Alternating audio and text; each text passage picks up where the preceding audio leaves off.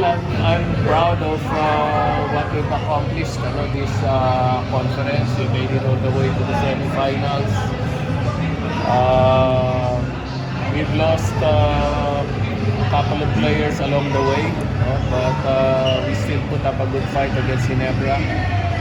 Ginebra deserves to be in the finals. No? They played with consistency in this series. They shot the ball well, especially from the 3 points. Justin Brownlee and RJ just carried them on their shoulders. And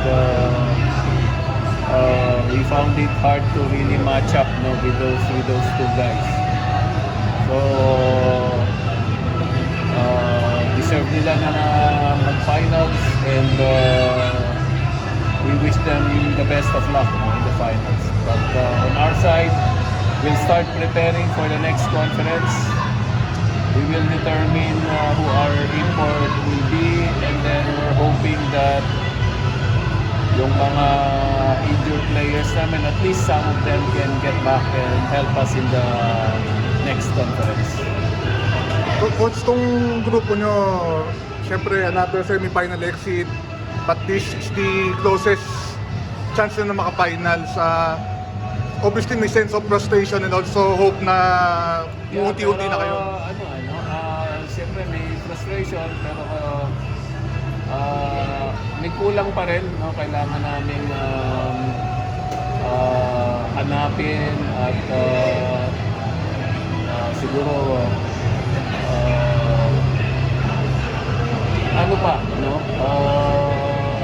pag-aralan pa kung paano namin mabubuo yung isang team na panglaban ng finals.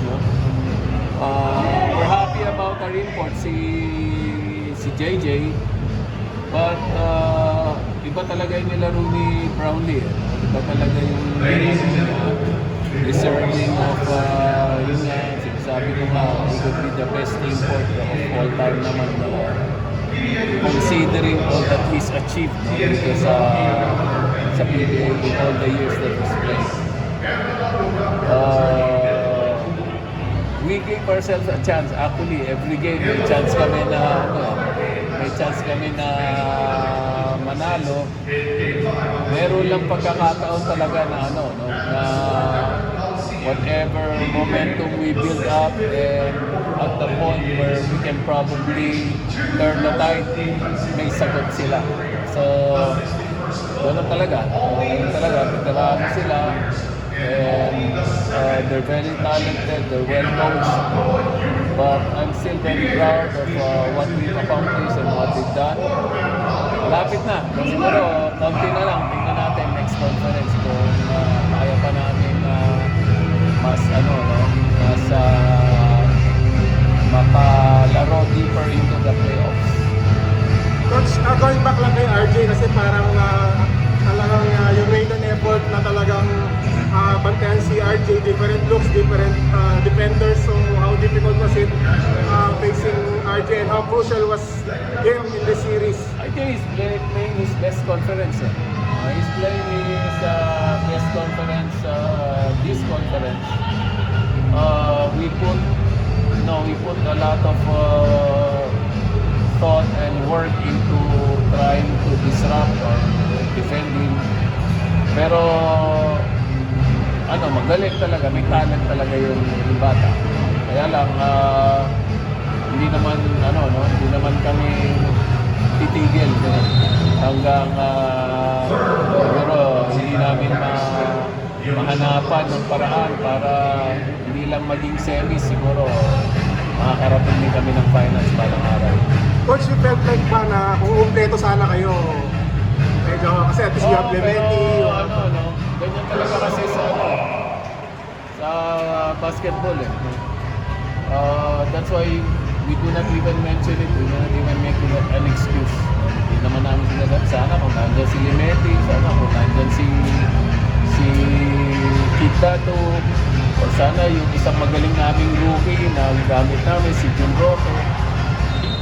It doesn't work. You cannot make that an excuse. Mas magaling talaga nilaro naman ng Ginebra. Coach, may possible movement before the conference or you're Wala pa. Wala pa. We're training our team.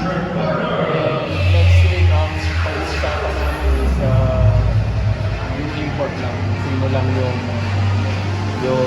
magandang dalhin na import sa next season. May short list pa.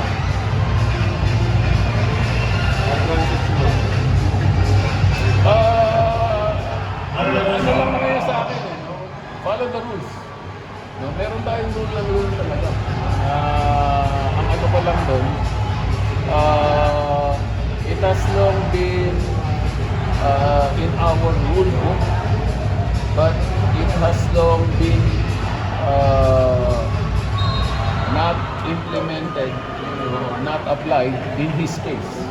Tapos nung binanggit ko siya o sinika ko siya, ang sagot niya sa akin, wag ko raw pakialaman dahil Board of Governors sila, coach lang ako, parang ganun yata yung ano, no? It doesn't matter kung anong position mo. Kung ano yung nasa rules, dapat pinapasunod sa lahat. Ang nasa rules natin, only the coach and the first assistant can talk to the referee.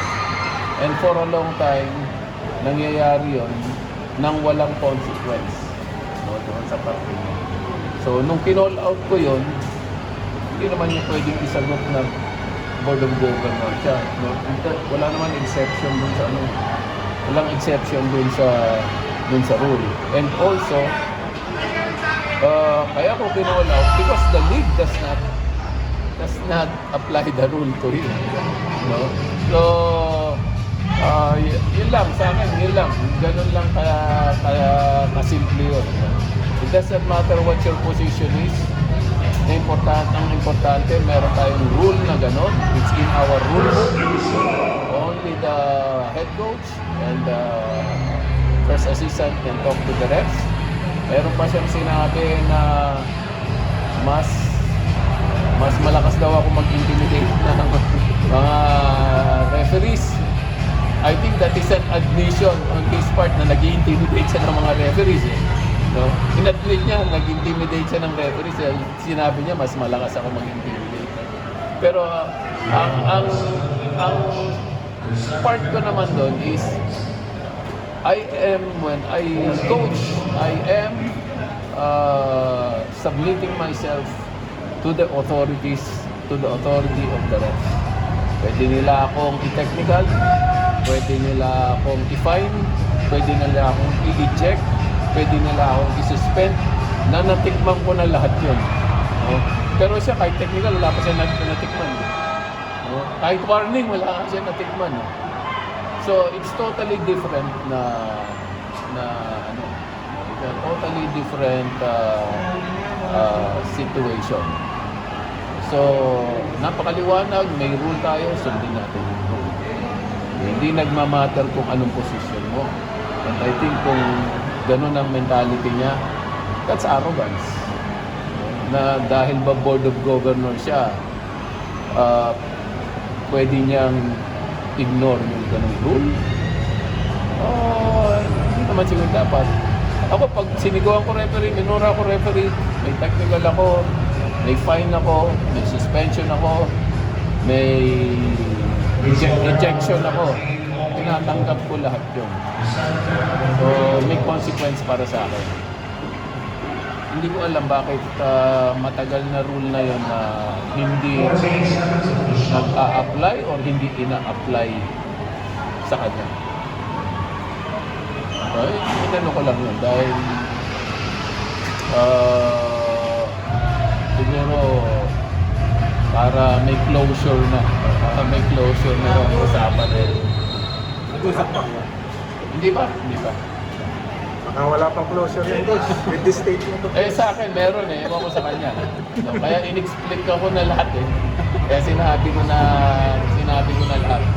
Napakaliwanag ng rule na yon. Only the coach and the first assistant coach can talk to the referees.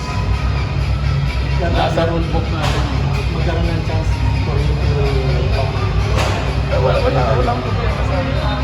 Matagal na kilala si Al Chua, 25 years na kaming magkakilala.